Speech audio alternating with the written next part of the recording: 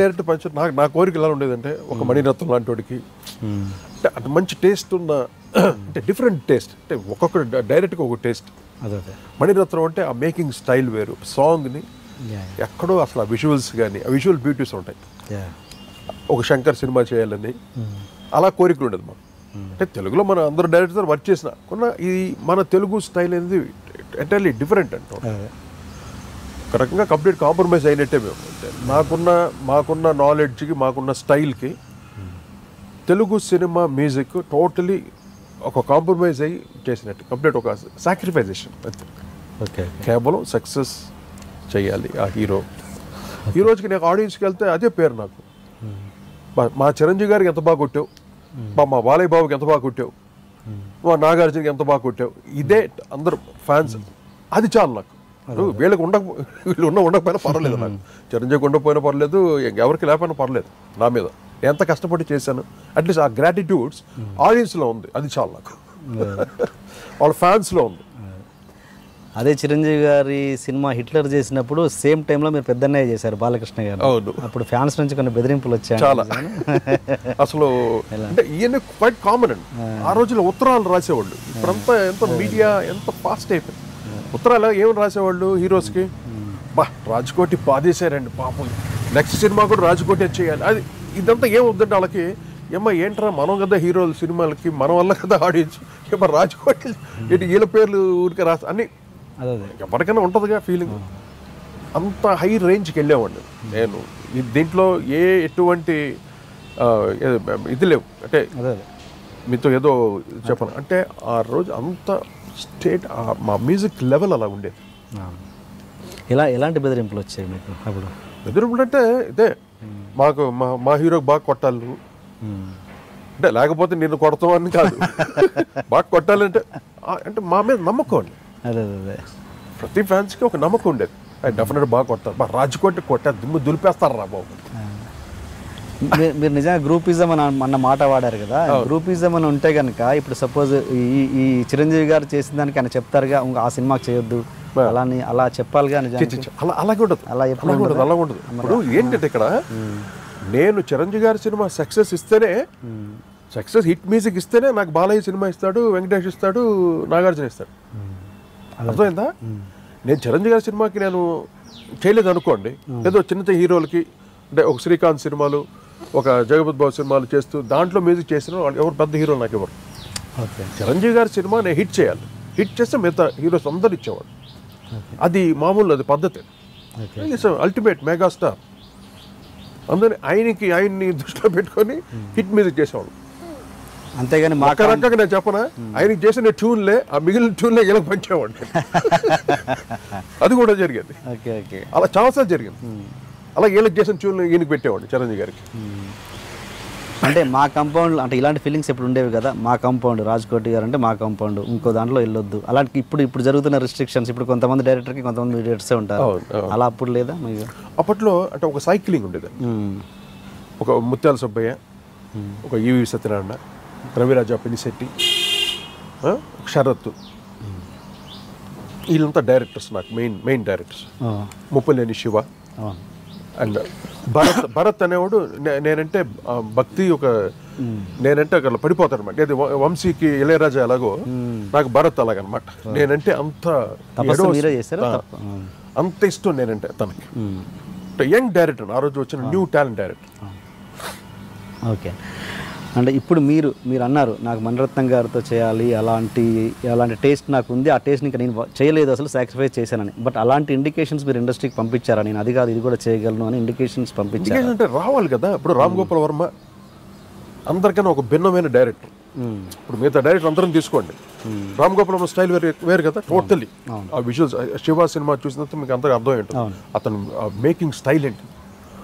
Ram Gopal Varma cinema చేయాలని మాకు చాలా ఒక డ్రీమ్ కింద ఉండేది. తను మమ్మల్ని పిలిపించాడు. ఆయనే పిలిపించారు. ఎందుకు పిలిపించాడు? తనకి నాది ఒక 2-3 పాటలు చాలా ఇష్టం. ఏంటంటే ముఠా మెస్సలో ఒక సాంగ్ ఉంది, ఎంత ఘాటు ప్రేమయో పారిజాతమా, దాంట్లో ఆ గిటార్ బిట్ అంటే పడి చేస్తాడు, ఇప్పటికి చెవు కోసుకుంటాడు. వర్మ మంచి వండర్ఫుల్ మ్యూజిక్ లవర్. ఆ మ్యూజిక్లో కూడా ఏదో ఒక తనని టికిల్ చేయాలి. అదే అవుతే మట్టుకు ఇంకా వదిలిపెట్ట. అటువంటిది రామ్ గోపాల్ వర్మ మమ్మల్ని పిలిచాడు ఇంటర్వ్యూ మాతోటి. అంటే ఫస్ట్ ఇంటర్వ్యూ అనమాట. ఏంటి నా సినిమా చేయాలంటే ఏంటి నీదే స్టఫ్ ఏముందని. ఏంటి interview?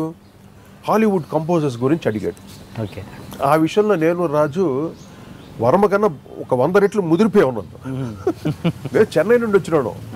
Hyderabad is nothing. Those days Hyderabad is zero అండి. ఏమి ఉండేది కాదు ఇక్కడ. అదే ఇప్పుడు కదా అంతా ఇక్కడ మొత్తం ఎస్టాబ్లిష్ అయింది. మొత్తం ఇండస్ట్రీకి రావటం. అప్పట్లో జీరో, ఏమీ లేదు ఇక్కడ. ఒక డెజర్ట్. చెన్నైలో మేము కలెక్ట్ చేయని మ్యూజిక్లా, మేము వినని మ్యూజిక్లా అన్ని రకాల మ్యూజిక్ విని రాట్టు తేలిపోయి ఉన్నాను. మమ్మల్ని అడిగాడు క్వశ్చన్. ఒక్కొక్కటి యాలన్ సిల్వెస్టర్ ఏంటి, జాన్ విలియమ్స్ ఏంటి, జెర్రీ గోల్డ్ స్మిత్ ఏంటి అని అన్నీ ఒక్కొక్క సినిమా గురించి చెప్పేసరికి హీ ఇంప్రెస్డ్. బా ఇది కదా వీళ్ళు కదా కావాలి నాకని ఇమీడియట్గా గోవిందా అదర్ కాంబినేషన్. మీరు చూడండి, మేము చేసిన సినిమాలన్నిటికీ ఒక మ్యూజిక్, ఒక ట్రెండ్ ఉంటాయి. గోవిందా టోటల్గా డిఫరెంట్ స్టైల్లో ఉంటుంది. అది ఆడియన్స్ అందరికీ తెలుసు. మ్యూజిక్ లవర్స్ చాలా డిఫరెంట్గా ఉంటుంది రామ్ గోపాల్ వర్మ సినిమా కాబట్టి.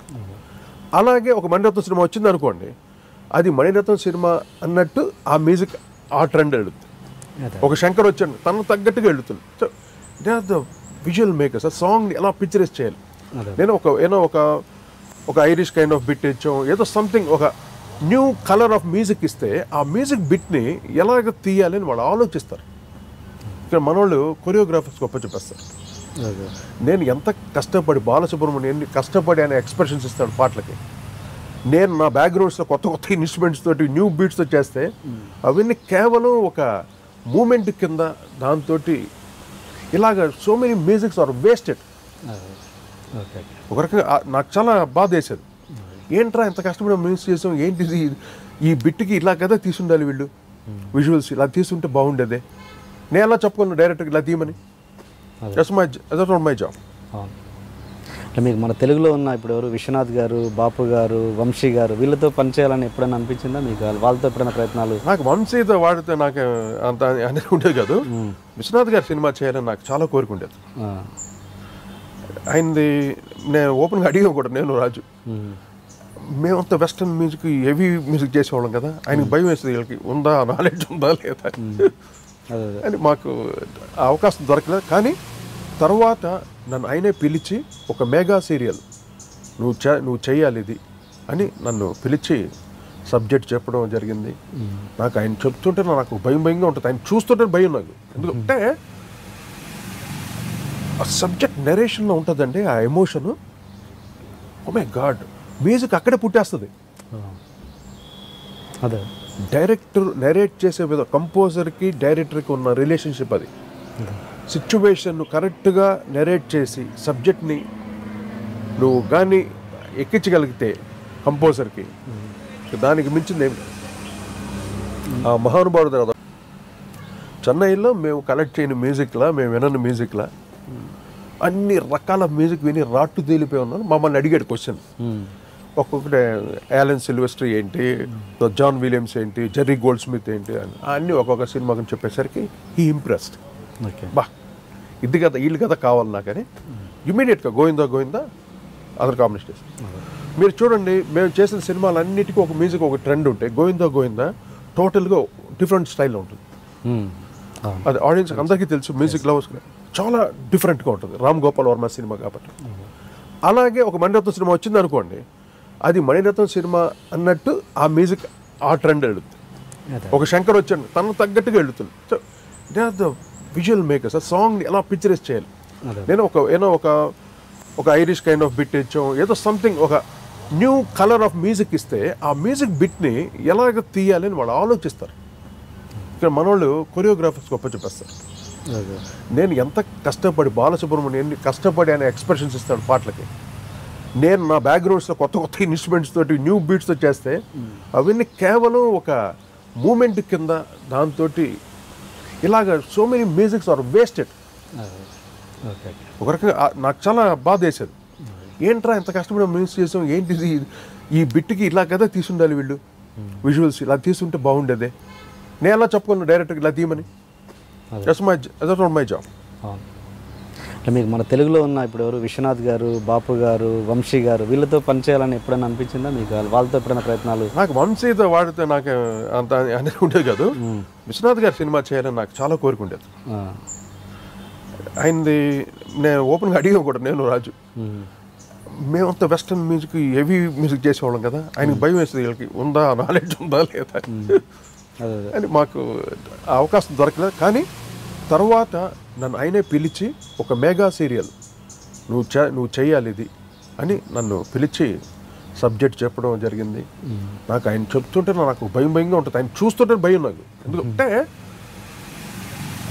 ఆ సబ్జెక్ట్ నెరేషన్లో ఉంటుందండి, ఆ emotion. Oh my god, music అక్కడే పుట్టేస్తుంది. అదే డైరెక్టర్ నెరేట్ చేసే విధంగా, కంపోజర్కి డైరెక్టర్కి ఉన్న రిలేషన్షిప్ అది.